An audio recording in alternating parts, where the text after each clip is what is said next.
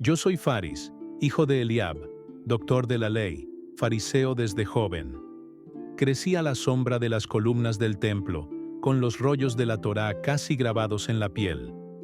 Mi vida estaba regida por reglas, oraciones y miradas de desaprobación.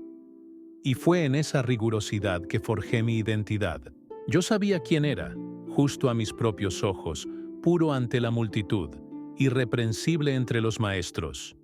Entonces llegó él, un Galileo, hijo de un carpintero, rodeado de pescadores y mujeres de pasado dudoso. Decía ser rabino, pero no había sido educado en las escuelas de Jerusalén. Predicaba en las plazas, tocaba a los leprosos, comía con pecadores. Su nombre, Jesús. Al principio me reí. Me burlé. ¿Qué autoridad podía tener un hombre que sanaba en sábado y violaba lo que llamábamos santidad? Yo me deleitaba al verlo confrontar a los nuestros, y nosotros lo aplastábamos con preguntas, trampas verbales, silencios calculados. Creía que exponía su ignorancia, pero en el fondo, algo me perturbaba. Había poder en sus palabras, no como los discursos memorizados de los escribas, sino algo que brotaba desde dentro de él, un fuego que ardía sin consumir. Cuando él hablaba, hasta las piedras parecían escuchar, y aún así, yo me endurecí. Recuerdo una tarde en la que lo vi perdonar a una mujer sorprendida en adulterio. El que esté libre de pecado, que tire la primera piedra. Yo estaba ahí, con la piedra en la mano, y por primera vez en años, sentí vergüenza.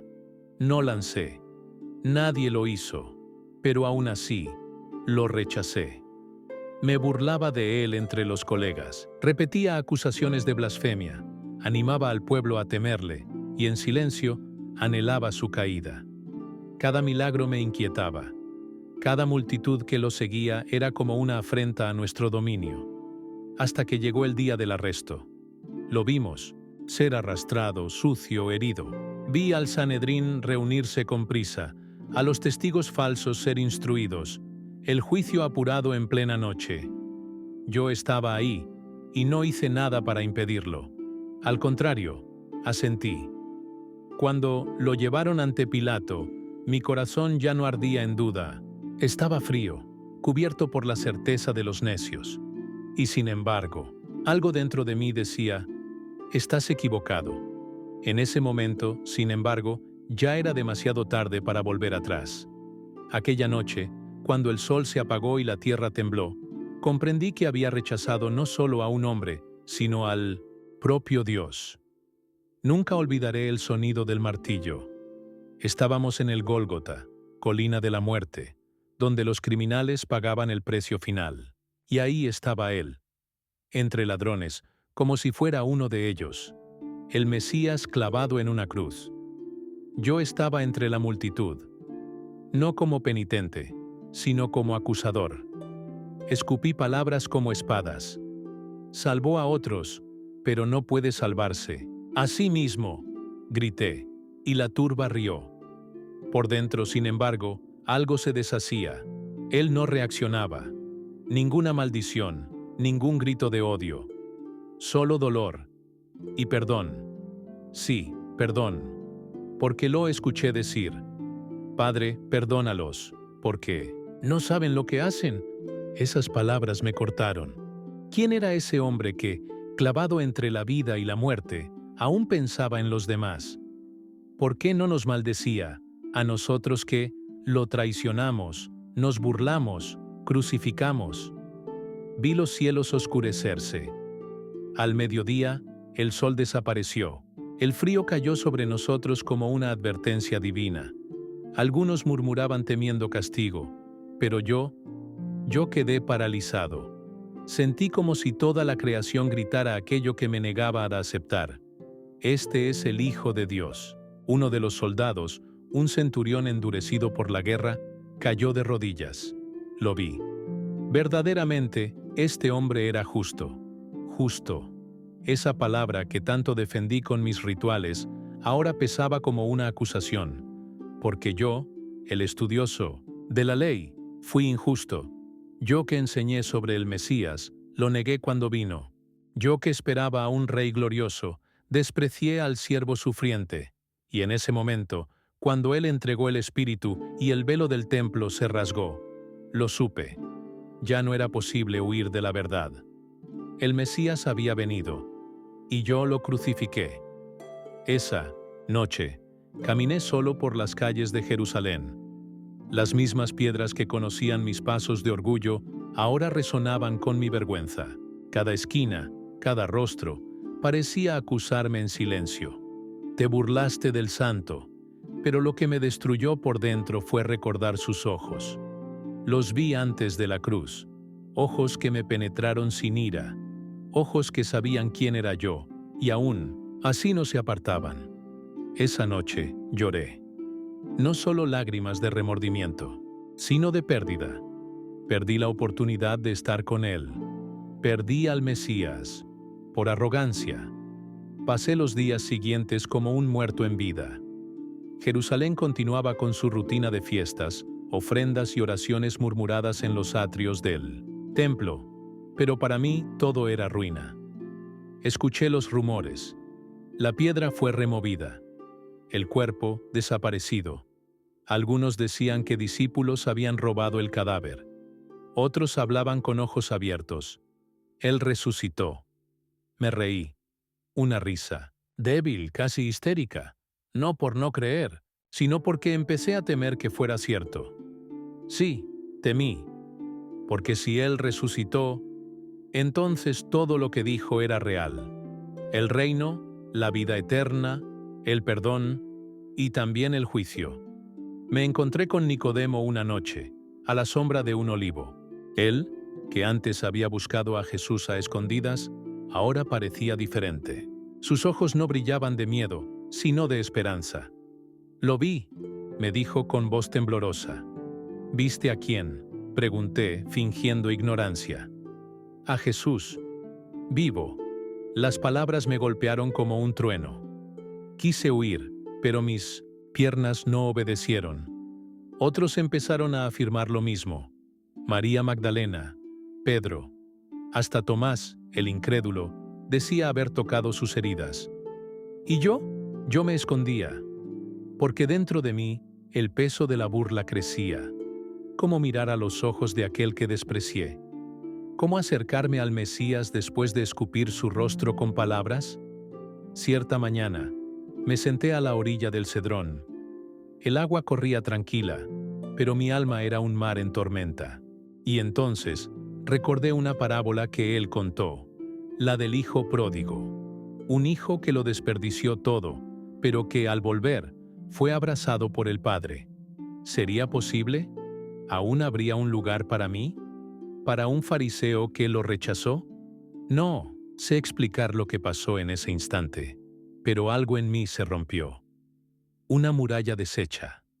Por primera vez, me arrodillé, y lo llamé por su nombre, no como burlador, no como acusador, sino como alguien que necesitaba desesperadamente perdón. En ese silencio, algo dentro de mí respondió. No fueron palabras, fue paz. Una paz que no venía de la lógica ni de la tradición, sino de él. Como si, aún sin verlo, él estuviera ahí, escuchándome. En ese momento comprendí. La cruz que desprecié era en verdad el lugar donde fui amado. Aquel a quien herí, murió por mí. El templo seguía lleno. Rostros apresurados, rezos mecánicos, incienso subiendo como si intentara alcanzar a un Dios que ya había descendido. Pero yo ya no era el mismo hombre que caminaba entre columnas con mirada de censura y pecho lleno de vanidad. Algo en mí había muerto, para que algo nuevo pudiera nacer. Aún así, la vergüenza no me abandonaba. Sabía que Él había resucitado. Ya no dudaba, y cada testimonio que escuchaba solo confirmaba lo que mi espíritu ya gritaba. Jesús es el Cristo, el ungido, el esperado, el rechazado por nosotros, pero exaltado por el Padre. Comencé a evitar a los antiguos colegas fariseos. Sus rostros ahora me parecían máscaras. Sus discusiones, vacías. Y lo más extraño de todo era que lo extrañaba a él, no a una figura teológica, sino a él, el hombre de voz suave, que caminaba entre los pobres, que tocaba heridas, que veía corazones. En cada esquina esperaba encontrarlo. Y entonces sucedió. Era el día de Pentecostés. Una agitación tomó Jerusalén, algo espiritual, inexplicable. Decían que lenguas de fuego descendieron sobre los discípulos y que todos hablaban en otras lenguas. Algunos se burlaban, como yo lo había hecho antes. Pero yo sabía. Eso venía de lo alto.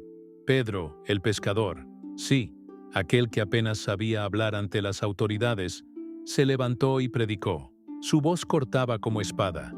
No era el mismo hombre miedoso que negó al maestro. Ahora hablaba con autoridad.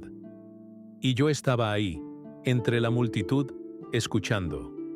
Sus palabras no estaban dirigidas solo a los romanos o a los ignorantes.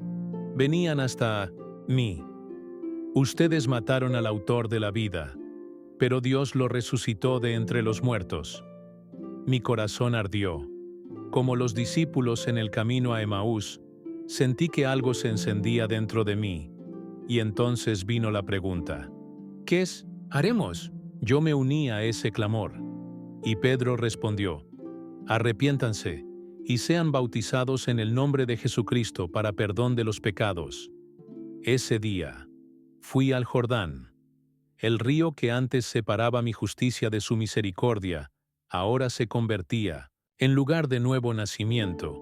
Cuando descendí a las aguas, sentí que todo mi pasado, mi burla, mi orgullo, mi rechazo, estaba siendo lavado.